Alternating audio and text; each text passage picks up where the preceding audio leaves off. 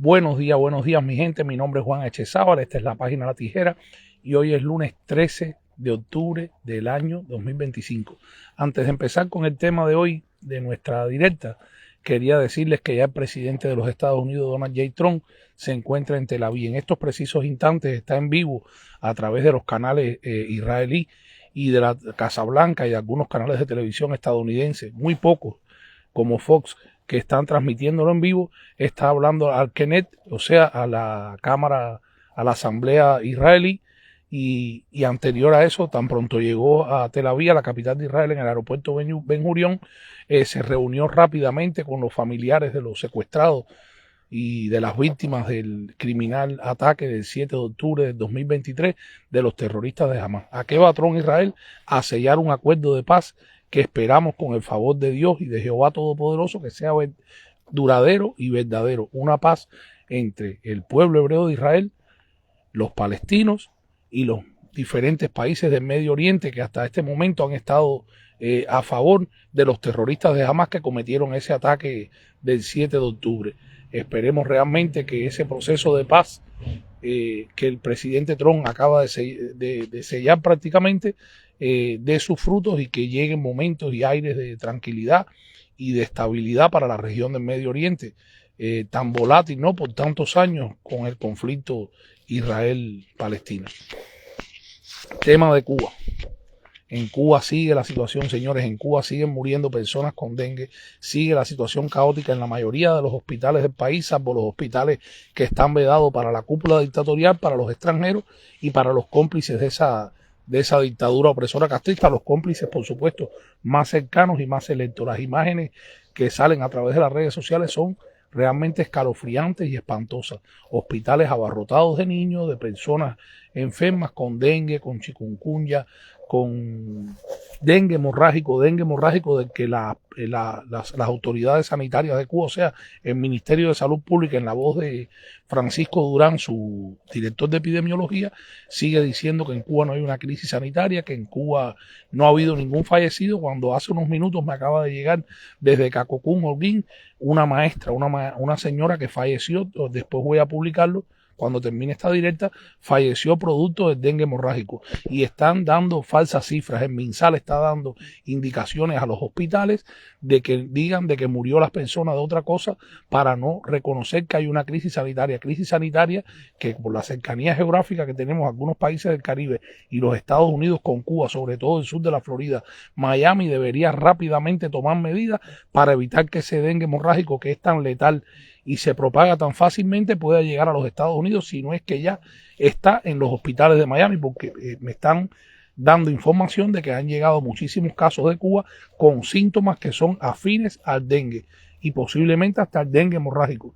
Entonces yo creo que la embajada de los Estados Unidos en La Habana, el Departamento de Estado, debería aumentar la alerta y debería inmediatamente, como hizo en los tiempos del COVID, suspender los viajes a La Habana y a Cuba, porque Cuba entera está en una emergencia sanitaria y eso podría desencadenar una epidemia en toda la región, no solamente en el Caribe y en los Estados Unidos, sino en cada país donde los turistas viajan regularmente en este tiempo de temporada alta, porque ya comenzó el otoño, a territorio cubano, canadienses, italianos, turistas del mundo, muchísimo ojo y muchísimo cuidado, porque en Cuba hay una emergencia sanitaria, no hay solamente dengue, chikungunya y oropuche, hay sarna, hay 20.000 cosas más que es un riesgo y es un peligro para la salud y para la seguridad médica de los turistas viajar en estos momentos a esa isla dictatorial. Yo sé que al régimen y a sus ciberclarias que diariamente entran a nuestra página, no les conviene para nada este lenguaje. Ellos prefieren de que sigan llegando turistas.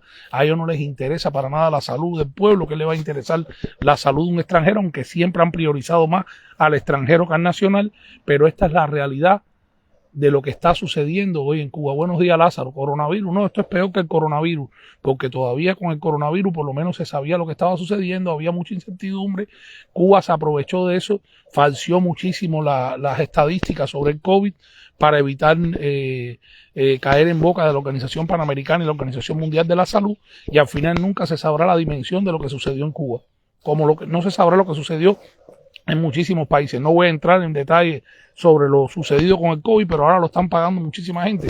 Yo en lo particular no me vacuné. Mis hijos y mi esposa tampoco se vacunaron. Mi esposa pagó con su puesto de trabajo de enfermera el no haberse vacunado. Y así pasó con muchísimo personal de la salud y de la primera línea, que los obligaron a vacunarse. Incluso les daban incentivos de hasta $5,000 si aceptaban ser vacunados y trabajar bajo esas condiciones.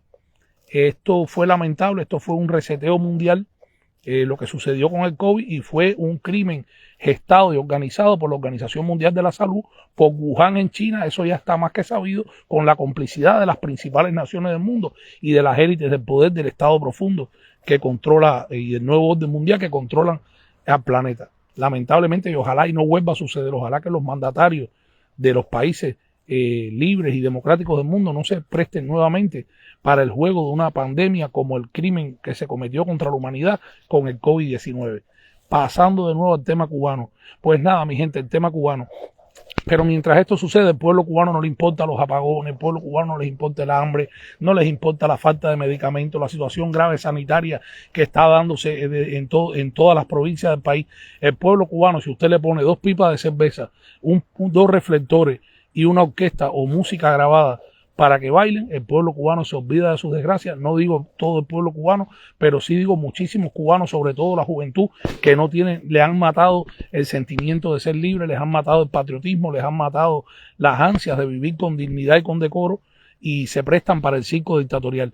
Cada vez que hay una actividad política, les ponen música. El 28 de septiembre lo vimos en Ciudad Ávila, mientras el resto de la ciudad estaba apagado, el espía Gerardo Hernández Nordelo, coordinador nacional de los comités de defensa dictatoriales, pusieron música, pusieron 2 reflectores en medio de la oscuridad, llevaron un poco de ron allí y la gente bailaron. ¿Bailaron a qué? Al son de la dictadura. Y es que la dictadura opresora castrista ha creado una doble moral y ha creado una deformación tan grande en la sociedad cubana que ya todo se ve normal. Cuando usted publica la corrupción que hay entre los dirigentes del país, la mayoría de las ciberclarias y de las personas enajenadas de la realidad cubana dentro de la misma Cuba te dicen eso es algo normal, eso no tiene problema. Cuando escribes y publicas y denuncias sobre la violencia que hay en las calles cubanas, los homicidios, los robos con violencia, los asaltos, te dicen eso es algo normal, no estás poniendo nada nuevo. O sea, ya lo anormal y lo malo y lo incorrecto y lo letal de una sociedad,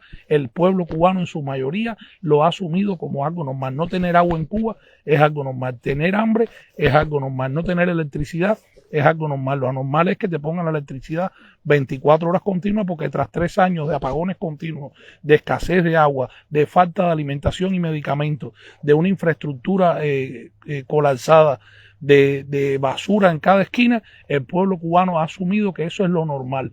Lo anormal es vivir como se vive en las sociedades libres y democráticas del mundo, donde hay higiene, donde hay medicamentos, donde hay un sistema de salud que funciona, donde en los mercados hay alimentos, donde con tu salario tú puedes adquirir lo mínimo indispensable para vivir con libertad, con decoro y con dignidad, cosas que faltan en la Cuba de hoy y que seguirán faltando mientras el pueblo cubano siga bailando al son de la dictadura y siga prefiriendo las cadenas que la libertad. Porque es increíble cómo defienden las miserias, como un concierto, por ejemplo, de reggaetón, y te atacan con una ferocidad tan grande y permiten de que el régimen los tenga 18, 20, 24 horas sin electricidad, permiten de que hayan muerto tantos niños con el dengue hemorrágico en los hospitales de Cuba mientras no hay personal de la salud, mientras no hay medicamentos, mientras los hospitales tienen los baños llenos de mierda, los pasillos con vómitos, los cuerpos de guardia abarrotados de personas con niños cargados volando en fiebre, y no hay ni un medicamento para bajarle la fiebre. No hay dignidad, señores, y la falta de dignidad es la que se ha comido la libertad del pueblo cubano. Esta es la realidad. Marilyn Suárez, toda la razón, pero ya, ¿qué podemos hacer? ¿Esperar la muerte? No, lo que hay que hacer es despertarse, es salir del letargo, porque dice la palabra de Dios que nuestro pueblo perece por falta de conocimiento. Y ya en este caso no es falta de conocimiento. Desde que en el año 2018 la gente empezaron a tener en las calles cubanas, en un celular, internet, y pudieron grabar la realidad de lo que acontece en Cuba, y el mundo pudo ver la realidad de lo que sucede en Cuba, el pueblo cubano, aquel que vivía en un lugar recóndito, que no sabía la cochinada y la miseria y la represión y la brutal realidad que se vive en todo el país, ya a un clic tenía las imágenes y videos y la verdad de lo que realmente acontece y sucede en Cuba. Es increíble que después de ver por tantos años esta realidad, la mayoría de los cubanos la sigan asumiendo como algo normal. Ese cubano que defiende a capa y espada un concierto de reggaetón en medio de un apagón es el mismo cubano que no tiene dinero con el salario miserable que gana para poder ir a comprar a las MIPYME de esos dueños, de esos reggaetoneros, de esos cómplices comerciales y políticos de la dictadura opresora castrista, esos mismos que tocan en las tribunas abiertas al son de la dictadura y que tienen relaciones con la cúpula dictatorial, porque señores, en Cuba nadie puede mover un andamiaje en medio de un apagón y poner luces y poner cámaras y poner audios y sacar bebidas de todos tipos y crear una infraestructura en el medio de ese oasis, un oasis en medio del apagón y de la desgracia.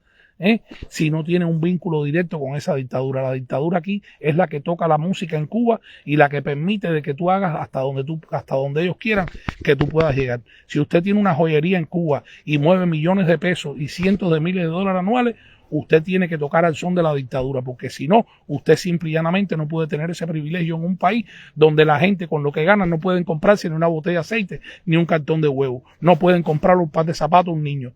Pero ¿qué ha hecho el cubano? Muchísimos cubanos han apelado a los que dijeron en el año 1980 en la marcha del pueblo combatiente: no los queremos, no los necesitamos. Ahora no nos quieren tampoco, pero nos necesitan. Muchos cubanos nos necesitan porque a ese mismo imperialismo que tanto critican y a esa gusanera del exilio que tanto nos escupen en la cara que somos gusanos y que somos enemigos y se burlan de nosotros y nos ofenden y nos tratan de humillar, que para mí es un orgullo ser gusano, ser contrarrevolucionario, ser anticastrista y vivir en libertad, por supuesto, todo para mí eso es un orgullo. Pero ¿qué hacen con eso? Mientras te dicen todas estas cosas, ¿viven de qué? Del pollo estadounidense, de la remesa, la recarga y los envíos de los Estados Unidos, del familiar que va a Cuba a llevarle los gusanos cargados de ropa y de necesidades básicas, pero siguen defendiendo a pesar de todo eso las miserias del castrismo, lo que ellos llaman las conquistas y los logros de la revolución, que solamente están materializados en las barrigas de los dirigentes de esa cúpula dictatorial, en sus testaferros financieros, culturales y de todo tipo.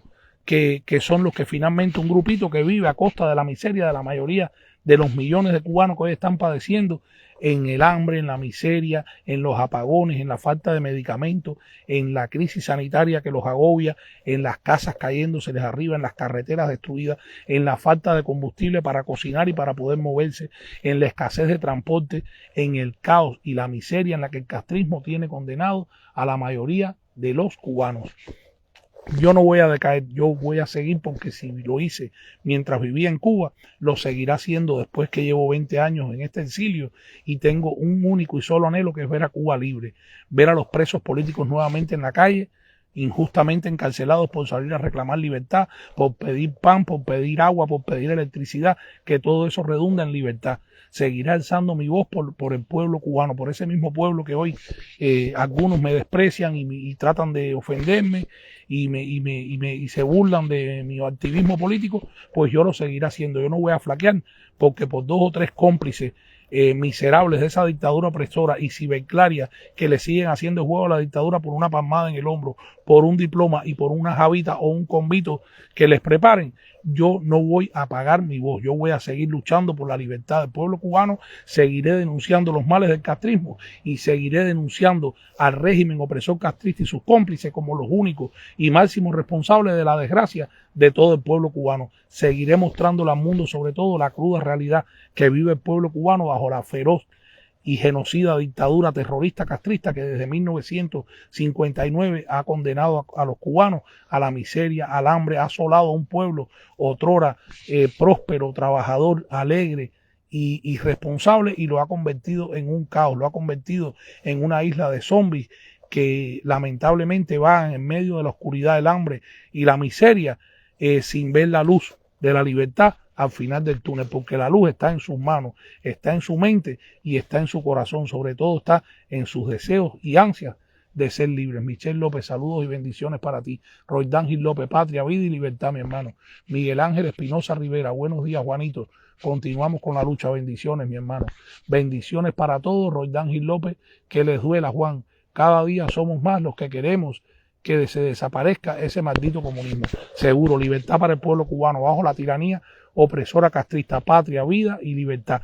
Desde La Tijera tenemos un compromiso con la verdad, con los derechos humanos, con el fin de la tiranía opresora castrista y con el restablecimiento de la democracia y de una nueva Cuba libre, próspera, plural y feliz, como se lo merecen la mayoría de los cubanos. Seguiremos desde La Tijera denunciando el castrismo opresor, seguiremos mostrándole al mundo la realidad de lo que acontece en Cuba, gracias a ustedes, con inmediatez y con veracidad. Yo les deseo una linda jornada de Cuba, les deseo libertad para todos los presos políticos del 11 de julio, libertad para José Daniel Ferrer García, libertad para el pueblo de Cuba, abajo la tiranía opresora castrista, patria, vida y libertad. Mi nombre es Juan Echezábal y esta es la página La Tijera. Dios me los bendiga. Buen día.